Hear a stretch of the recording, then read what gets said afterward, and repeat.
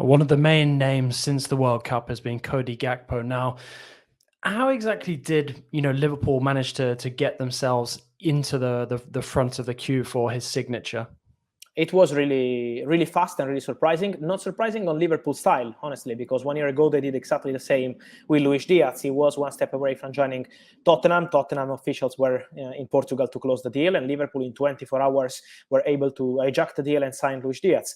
And so they did almost the same in this case. It's different because Manchester United never made an official bid to PSV Eindhoven. They had advanced conversations on player side. Cody Gakpo was keen on joining Manchester United. The feeling was really optimistic on Erik ten Hag's side because he's a big fan of Cody Gakpo, and so there was a strong interest in Gakpo, but never an advanced negotiation between clubs or never an official bid because Man United were still deciding internally how much they wanted to spend on transfer targets for January transfer window. They spent a lot of money in the summer on Lisandro Martinez, on Anthony, on Casemiro, and many other players. So they wanted to go for different kind of solutions in January. They were still in the process of deciding how much they wanted to invest on the striker, and this is why the process was slow. For Gakpo, Liverpool were really convinced after the injury of Luis Diaz and after Jurgen Klopp pushing with the board to have one more winger for the second part of the season, waiting for Luis Diaz to be back in March. The decision was to proceed with Cody Gakpo. So they've been really fast in the process with the player, really fast in the process also with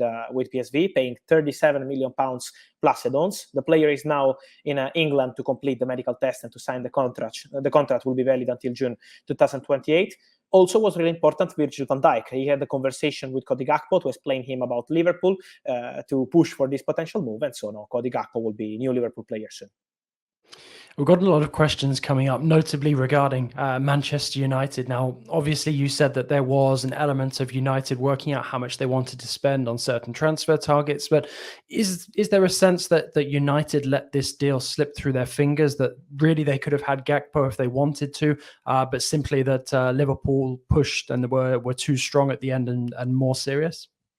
Honestly, I think they had the chance to sign Gakpo multiple times because in August it was possible. The player wanted to move. Cody Gakpo in an interview a few weeks ago saying that he was prepared to accept Man United. So the player wanted Manchester United. He was open on the move. So it was not a problem for him to join Man United, even if they don't have Champions League football. But the real point is that internally with the club for sale, because we have to remind that the Glazers are prepared to sell the club as soon as possible, they were still deciding internally how much they want to spend on the January transfer window in general. Because when we see players like, for example, Denzel Dumfries linked to Manchester United with a price tag of 50 million euros, is something that Man United are not going to do in January. And so this is why they were still deciding how much they wanted to invest on the striker situation.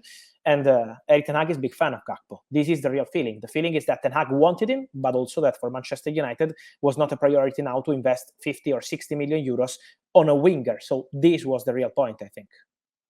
Yeah, you mentioned Diaz as well, and there's also Jota.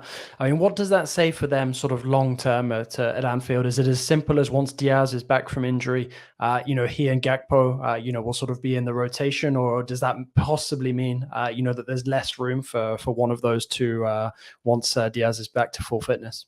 I think it's about the rotation, as you mentioned. So from what I'm told, Liverpool wanted one more player in that position because they've been really unlucky in the last 2 years with the injuries, many injuries. And so they wanted to add one player in that position. They really love one thing about Cody Gakpo. They've been scouting him for a long time, but they really love how he plays for the squad. He's a really super professional player. He's very good in playing with the team. He's not just a superstar, but he's a player who knows how to adapt to the team priorities. And so he can play as a center striker. Of course, he's a winger, but he can help in different positions. So he was considered a perfect opportunity on the market, and this is why they decided to act fast on this deal. It's something that 1 month ago was not in Liverpool plans. They were focused only on the midfield situation. But then after the injury of Luis Diaz, they decided to proceed. And so this is why Gakpo is the player they consider very good for rotation. He can be an option for the wing, of course, but also as a center striker in case sometimes they will need to rotate. So I think it's a very smart signing for them, honestly. And with Liverpool making a move like this, for Gakpo, what does that say about their potential ability to bring in, say, a Jude Bellingham at some point in the future, or an Enzo Fernandez? Those are the kind of names that Liverpool will still look for, or are those names perhaps less likely, given the size of this deal? First of all, I think a part of this Gakpo deal, the priority for Liverpool remains the midfield, because they had many injuries there. They have many important players, but many of them are often injured.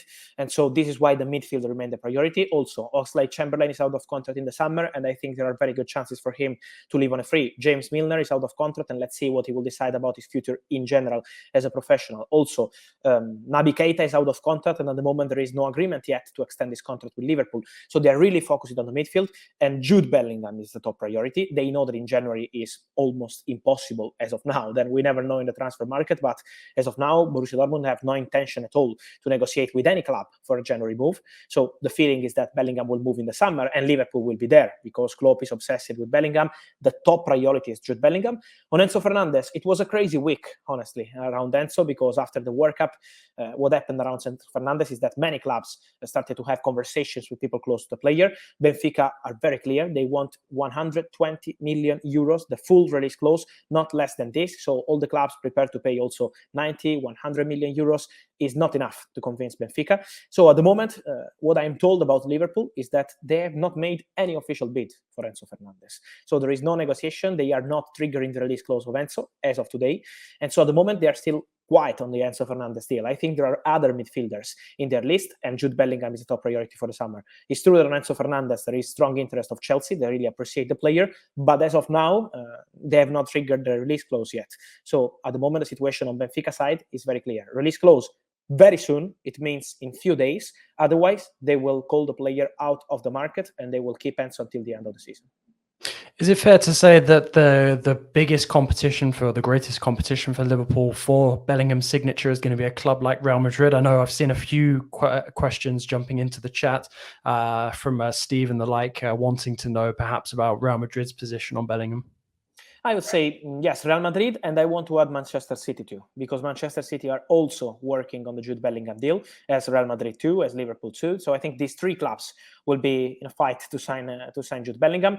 Also, Chelsea have always been interested, but they never made any official approach with Borussia Dortmund as of now. So let's see what they will do in the next months. But as at the state of today, I would say Liverpool, Real Madrid, and Manchester City as the three clubs are pushing to sign Jude Bellingham. Let me say that it will take time. I know there is a feeling like Bellingham is deciding in few days. I'm told this is not the case. He has to meet with Borussia Dortmund. Borussia Dortmund have to decide how much will be the final price tag for Bellingham, because a few months ago it was around 100 million euros. But after a great World Cup, I have a feeling, and people into the industry have a feeling, that will be way more than this. Could be more than 120, 130 million euros for Bellingham. So this is why it will take some time, this process to sign the English star. But I'm not sure it's going to be in few days or in few weeks. It could take months.